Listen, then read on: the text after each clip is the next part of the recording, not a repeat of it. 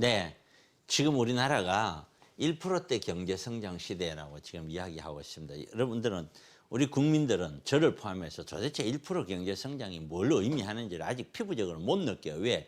그런 적이 없었거든요. 올해 우리나라 경제 성장률이 2%대 후반 가까이 될 거라고 정부에서 계속 이야기했었어요. 근데 지금 그 절반 가력으로 지금 떨어지는 거예요. 절반으로. 그런데도 많은 사람들이 무조건 부동산 사야 된다고, 아파트 사야 된다고, 그게 과연 맞느냐라는 건 이제 도저히 저는 좀 납득하기가 힘이 들어요. 물론 나중에 보면 또 올라갈 수도 있겠죠. 근데 현 상황에서 그런 이야기들을 과연 납득할 수 있겠느냐. 여기 보면 GDP가 있어요. GDP라는 것은 소비, 투자, 정부 지출, 수출, 빼기, 수입 이런 건데, 이런 GDP가 매년 얼마나 늘어났느냐, 이것을 우리는 성장률이라 그러거든요. 이 성장률이 1%대라고 하는 거는 거의 안 늘어나고 있다는 걸 의미해요.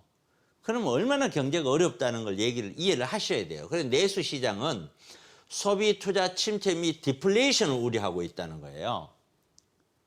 미리 지금 경제 지표가 보여주고 있어요. 2007년도에 세계 경제 지표들이 나빠지기 시작했고 형편 없었어요.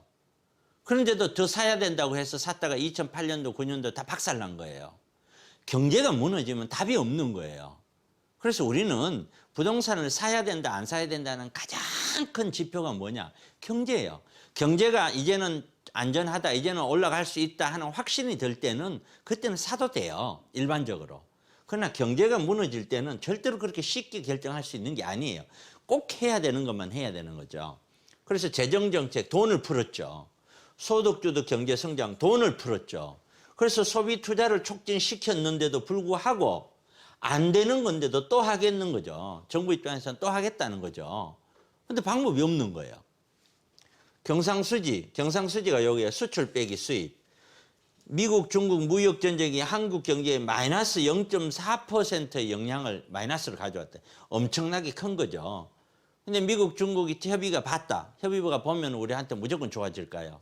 그거는 자기들끼리 얘기해요. 우리가 좋아질 수 있는 건 한계가 있는 거고, 점점점 중국의 힘이 커지면 클수록 우리는 더 줄어드는 거예요. 중국 자체 내가 힘이 커지는 거죠.